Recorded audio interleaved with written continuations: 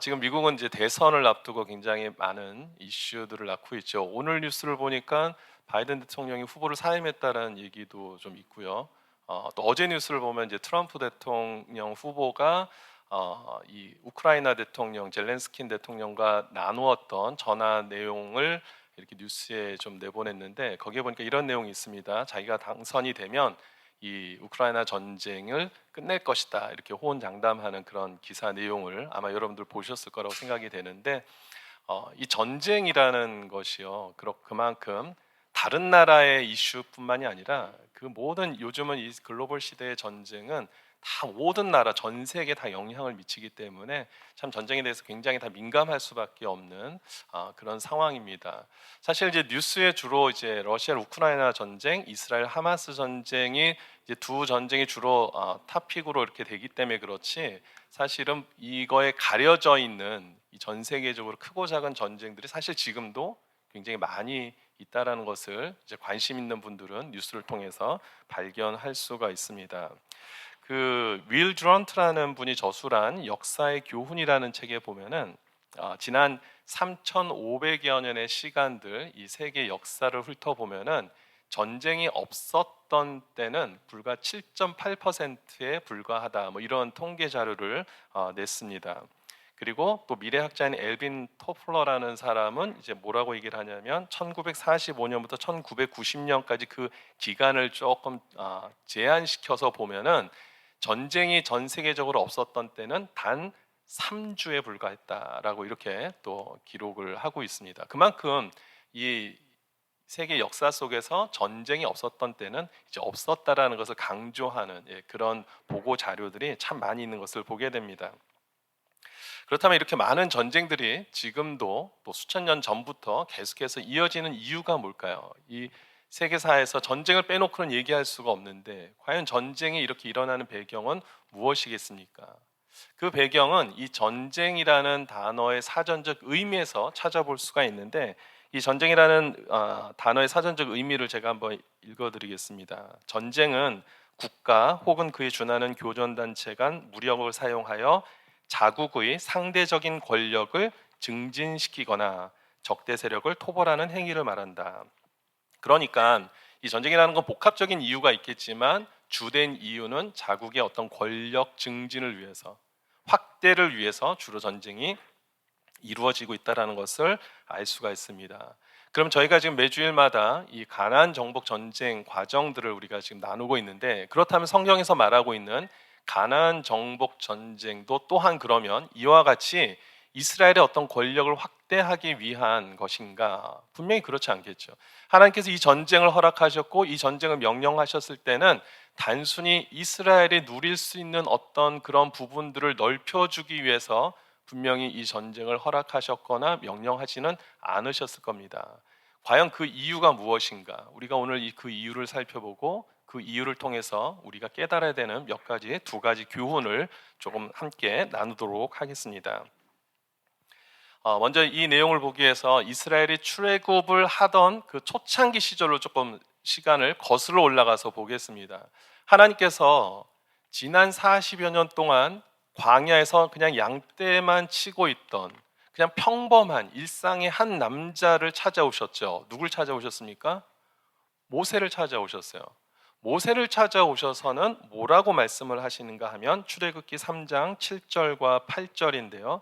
여기 보니까 내 백성의 고통을 내가 보았고 그리고 그들의 부르짖음을 들었고 내가 그들의 근심을 알았다라고 얘기를 하면서, 이젠 내가 그들을 애굽인의 손에서 건져내야겠다, 그리고 그들을 그 땅에서 인도해내야겠다, 그리고 이 가나안 땅으로 내가 이들을 데려가야겠다라고 말씀을 하시는 거예요. 그러면서 이제 모세에게 이 말씀을 하신 뒤에 내가 너를 이스라엘의 민족의 지도자로 세울 테니까 너는 이제 그들을 이끌고 출애굽을 하라는 명령을 하시게 됩니다. 물론 모세가 그 하나님의 명령 앞에서 바로 순종하고 제가 한번 하겠습니다 이렇게 했습니까? 그렇게는 안 했죠. 여러 가지 이유를 댔습니다. 주님, 저는 뭐 말도 할 줄 모르고요, 능력도 없고 뭐 이런 별 많은 그런 변명을 좀 핑계를 댔지만, 오늘은 그 내용을 좀 스킵하고 결과적으로는 모세가 그 말씀에 마침내 순종을 하게 되죠. 그러면서 모세가 결국 바로 왕의 앞에 가서 이제 하나님께서 자신에게 주신 그 말씀을 전하게 되는데, 오늘 이 말씀이 출애굽기 5장 1절, 2절, 3절에 나옵니다. 여러분, 이 내용을 같이 한번 읽어보시면서 이 내용 안에서 이스라엘의 전쟁의 의미를 좀 찾아보실 수 있게 되기를 바랍니다. 우리 1절, 2절, 3절을 같이 함께 합독할 텐데요, 이 내용 안에서 이 가나안 전쟁의 의미를, 진정한 의미를 한번 답을 찾아보시기 바랍니다. 함께 읽겠습니다. 시작. 그 후에 모세와 아론이 바로에게 가서 이르되 이스라엘의 하나님 여호와께서 이렇게 말씀하시기를 내 백성을 보내라. 그러면 그들이 광야에서 내 앞에 절기를 지킬 것이나 하셨나이다. 바로가 이르되 여호와가 누구이기에 내가 그의 목소리를 듣고 이스라엘을 보내겠느냐. 나는 여호와를 알지 못하니 이스라엘을 아니하리라. 3절. 그들이 이르되 히브리인의 하나님이 우리에게 나타나셨듯 우리가 광야로 사흘길쯤 가서 우리 하나님 여호와께 제사를 드리려 하오니 가도록 허락하소서. 여호와께서 전염병이나 칼로 우리를 치실까 두려워하나이다. 아멘. 자, 여기서 여러분들 정답을 찾으셨습니까? 가나안을 들어가야 되는 이유, 가나안 땅을 정복해야 되는 이유. 자, 1절을 보니까 여기에서 답이 있습니까? 절기를 지키게 하시기 위해서 하나님께서 이스라엘 백성을 가나안 땅으로 들여보내신 이유, 그리고 그곳에서 정복 전쟁을 해야 되는 첫 번째 이유가 바로 절기를 지키게 하시기 위함이다라고 말씀하고 있습니다. 3절로 좀 넘어가서 보면 여기에서도 답이 나와 있죠. 3절 여기에 보니까 뭐라고 되어 있습니까? 그렇죠. 우리 하나님 여호와께 제사를 드리려 하오니. 절기와 하나님에 대한 경배, 제사에 대한 이야기를 하고 있습니다. 이스라엘 백성들의 가나안 정복 전쟁의 가장 큰 이유, 뭐 오직 그 목적이지만 그 목적은 무엇입니까? 절기를 지키고 하나님께 예배하기 위함이다라는 결론을 우리가 찾아볼 수 있습니다. 하나님께서는 이들을 출애굽시키시고 가나안 정복을 하게 하신 이유는 단순히 이스라엘이, 그 민족들이 조금 더 많은 부를 누리게 하시기 위해서, 더 많은 땅을 차지하게 하기 위해서가 아니라, 더 좋은 것을 먹게 하고 더 좋은 옷을 입혀주기 위해서가 아니라 전심을 다해서 하나님을 찾고 하나님을 예배할 수 있게 하시기 위해서 출애굽과 가나안 정복을 하도록 명하셨다라는 사실입니다.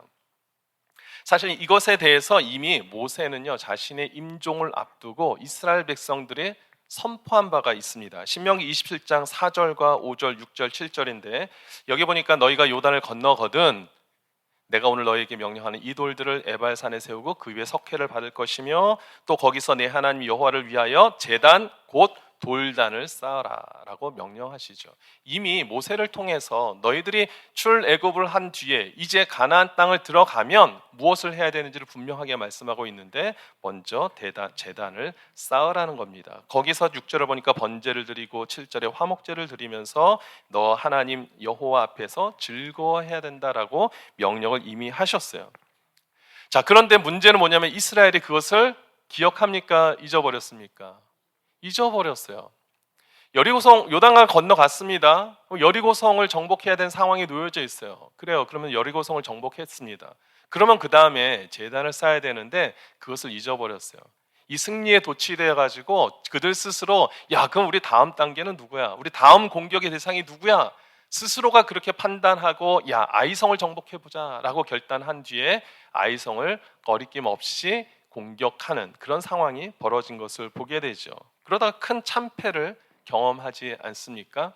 그리고 나서 그렇게 쓴맛을 보고 나니까 비로소 다시 아이성 2차 전투를 한 뒤에 이제는 그들이 정신을 차리고 하나님 앞에 제단을 쌓는 모습을 우리가 오늘 보게 되는 것입니다.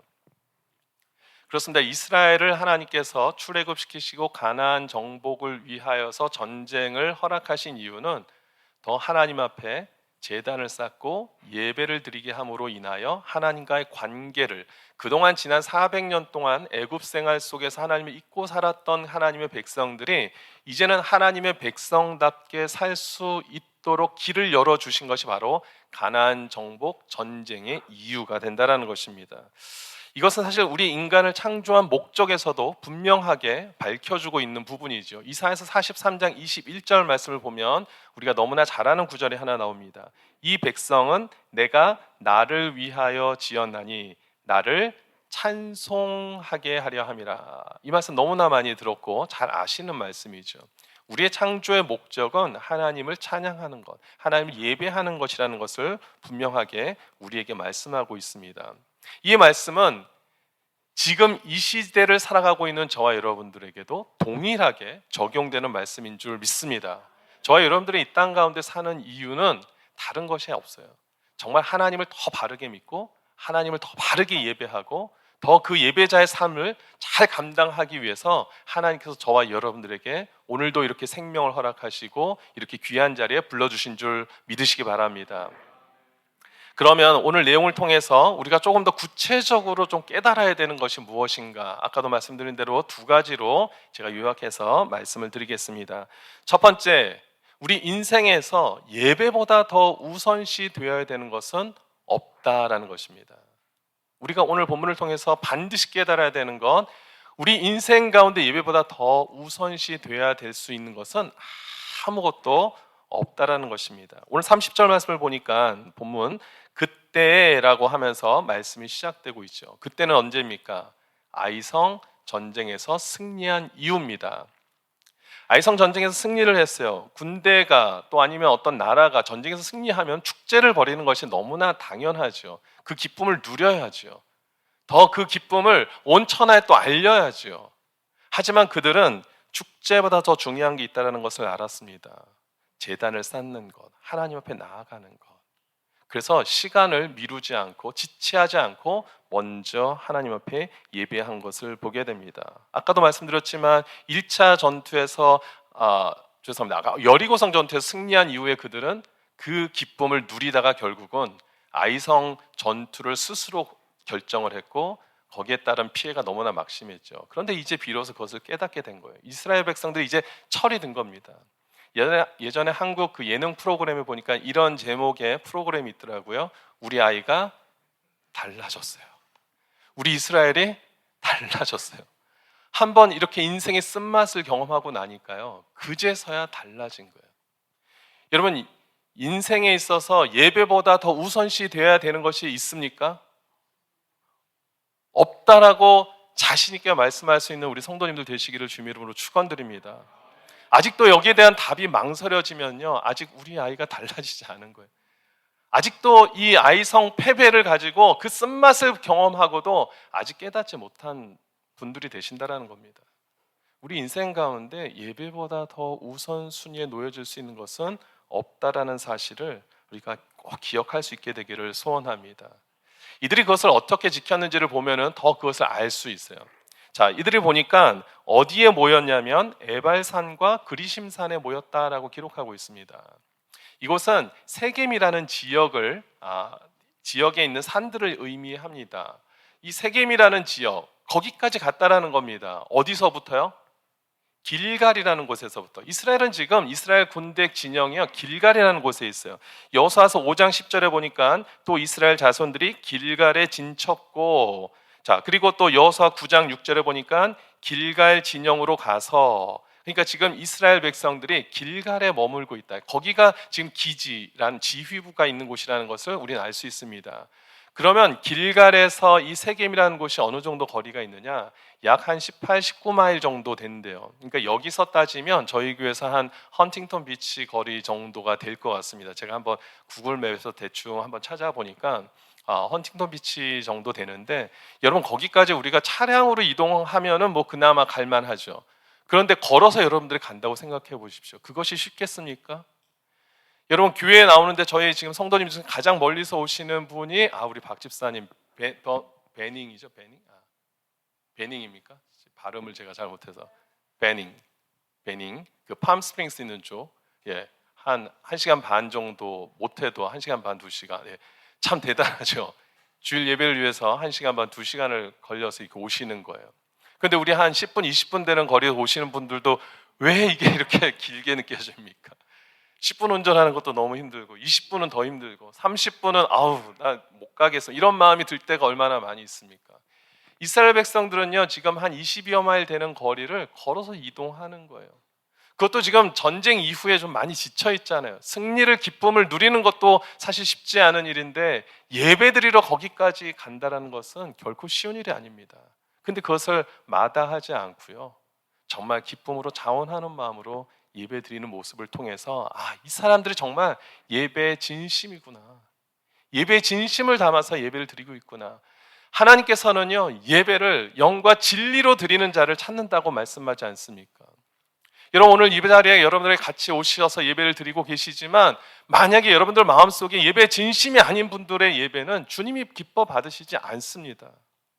죄송한 말씀이지만 여러분들이 아무리 예배 시간에 이 출석 도장을 찍기 위해서 오셨다 할지라도요 하나님 그 예배를 인정하지 않으신다라는 겁니다.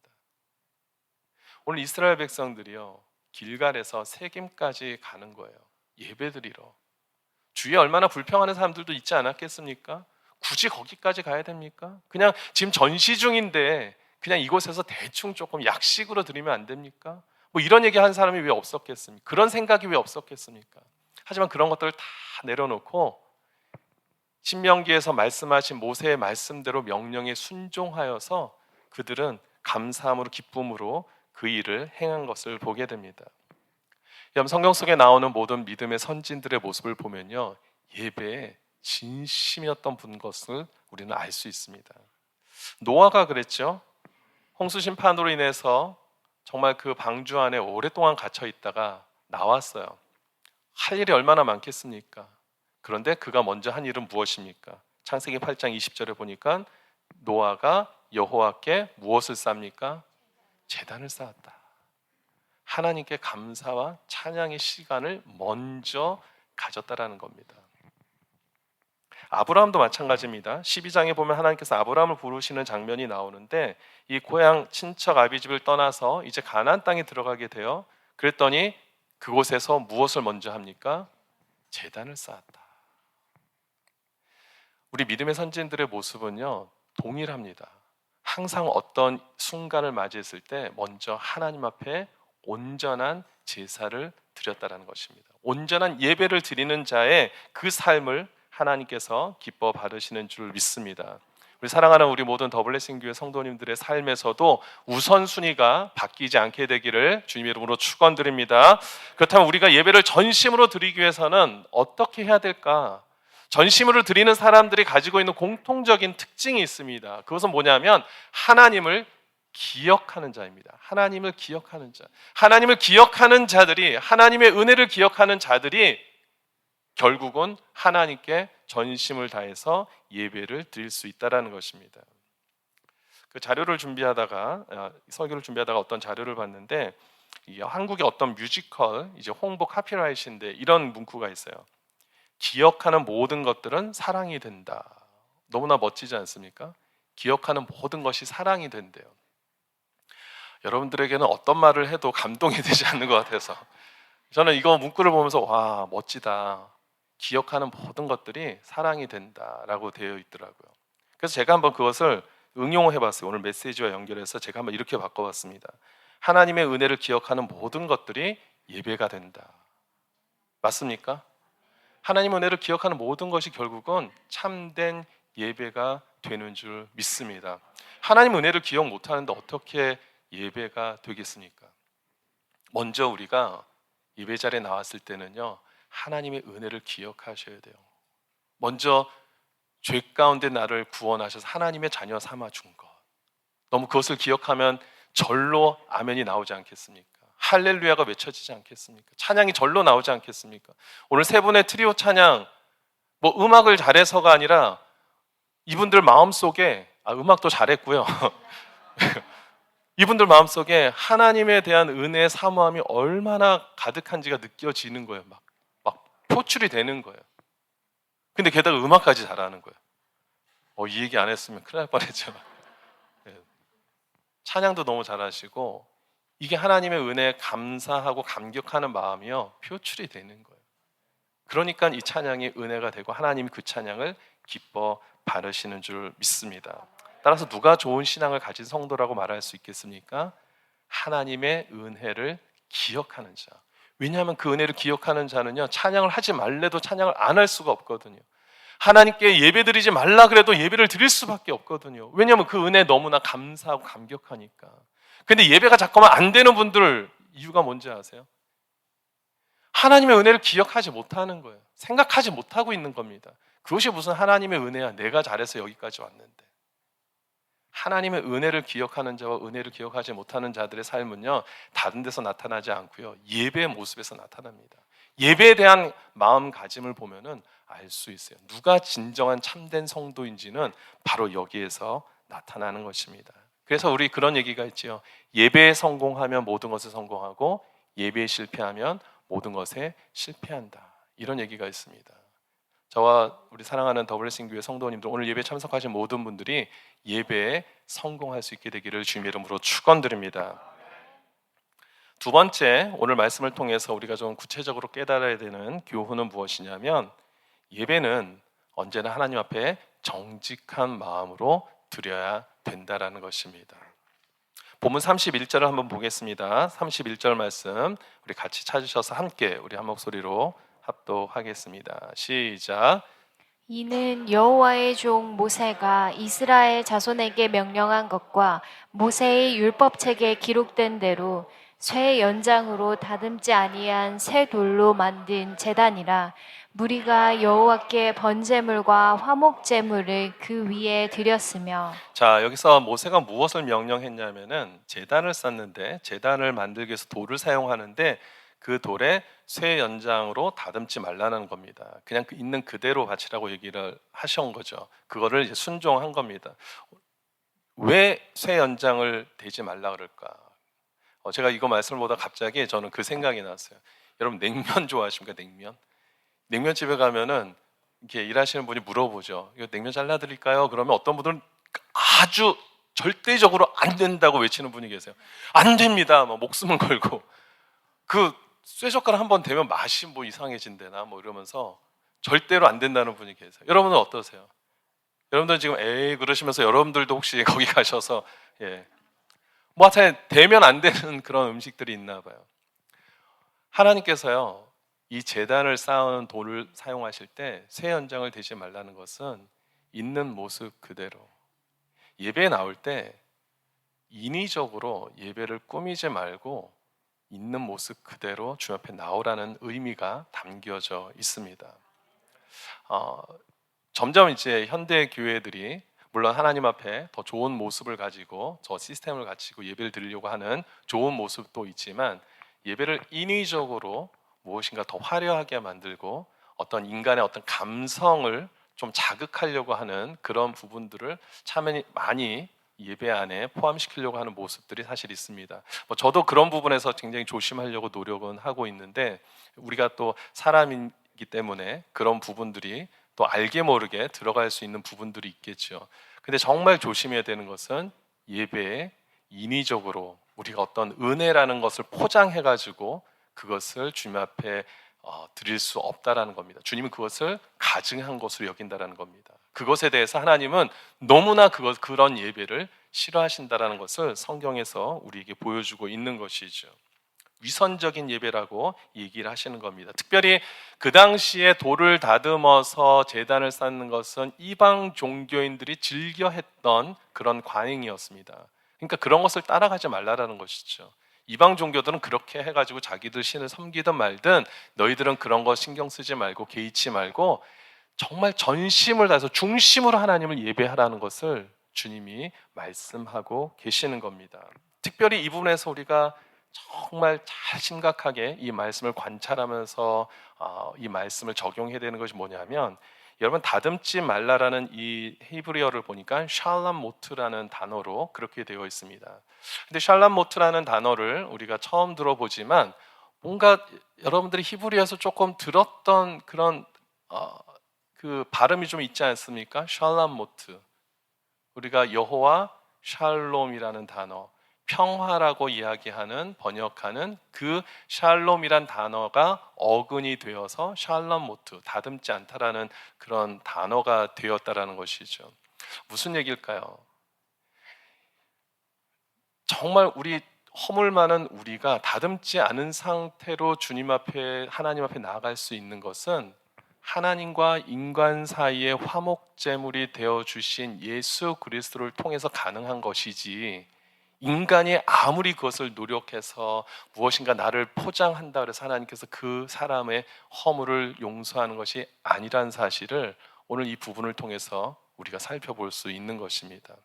우리는 어떻게 해서든지 하나님 앞에 내 모습을 자꾸만 인위적으로 거룩한 모습처럼 사람들 앞에서, 하나님 앞에서 보여지려고 노력하지만 하나님은 절대로 그런 예배와 그런 모습을 원치 않으신다라는 것이죠. 우리가 하나님 앞에 나아갈 수 있는 이유는 바로 우리의 화목제물 대신 예수 그리스도로 인해서만 가능한 줄 믿으시기 바랍니다. 그러니까 예배에는요, 우리가 다른 것들에 더 신경을 써야 되는 것이 아니라 얼마나 내가 지금 하나님 앞에 하나님의 은혜를 기억하며 감사한 마음으로 나와 있는지를 보셔야 된다는 것입니다. 그렇지 않으면 우리가 100번, 1000번, 뭐 1000번째 예배, 뭐 10,000번째 예배, 뭐 이런 것들을 우리가 숫자를 헤아리는 것이 아무 의미가 없다는 것이죠. 정말 우리가 한 번을 예배를 드리더라도 주님 앞에 정말 주님의 은혜를 기억하며 감사하는 마음으로 예배를 드리지 않는다면 주님께서 그 예배를 기뻐 받으지 않으신다라는 것입니다. 이제 말씀을 정리합니다. 여러분 인생 가운데 지금까지 하나님께서 참 어려운 시간들도 통과하고 감당할 수 있도록 인도하셔 지금까지 오게 하신 이유가 무엇일까요? 특별히 여러분들을 미국 땅에 보내시고 또 이렇게 같이 함께 예배드릴 수 있는 우리의 또 이 자리에 불러주신 이유가 무엇일까요? 여러분 그저 그냥 여러분들이 좀 더 어떻게 하면 더 편안한 생활을 할 수 있고 조금 더 많은 것들을 누리며 살 수 있고 이것들을 위해서 하나님께서 지금까지 여러분들을 지켜주셨겠습니까? 그렇지 않겠죠. 이스라엘 백성들이 가나안 정복하게 되는 이유도 어떤 그들의 소유를 더 확장시키기 위해서가 아니라 그것을 통해서 더 하나님께 예배를 온전히 드리게 하시기 위함이라면 오늘 이 시대를 살아가고 있는 저와 여러분들에게도 동일하게 이것이 적용되는 줄 믿습니다. 여러분들에게 많은 은혜를 주셨는데 우리가 그것을 잊어버리고 살아간다면 우리도 또한 이스라엘 백성들이 여리고성 정복 이후에 스스로 교만하여서 아이성 전투에 나갔다가 참패를 당하는 것처럼 우리도 인생에서 수많은 그런 실패와 아픔을 당할 수가 있습니다. 그런데 우리가 다시 한번 우리 삶을 좀 점검하는 시간이 되었으면 좋겠습니다. 나에게 이런 많은 은혜를 주신 이유가 무엇일까? 하나님의 은혜로 이 쓸데없는 자 왜 구속하여 주는지 난 알 수 없도다. 우리가 이 찬양의 고백처럼 정말 나 같은 사람을 왜 주님께서 이런 은혜를 주셨을까? 더 하나님의 영광을 위하여 더 남은 평생을 더 하나님께 예배하고 하나님을 높여드리고 하나님 나라를 위해서 나를 사용하시기 위해서 이렇게 지금까지 나를 인도하셨구나. 우리가 그 은혜를 기억하며 주님 앞에 감사하며 나아갈 때 우리의 삶의 남은 인생을 어떻게 살아야 될지가 분명히 보이게 되는 줄 믿습니다. 저와 여러분들을 향한 하나님의 분명한 목적과 뜻이 있는 줄 믿습니다. 오늘 그것을 우리가 발견하고 그 하나님께 먼저 감사드리고 그 은혜를 찬양하고 날마다 주님의 기쁨이 되는 삶을 살아가실 수 있는 사랑하는 모든 성도님들 되시기를 주님의 이름으로 축원드립니다. 아멘.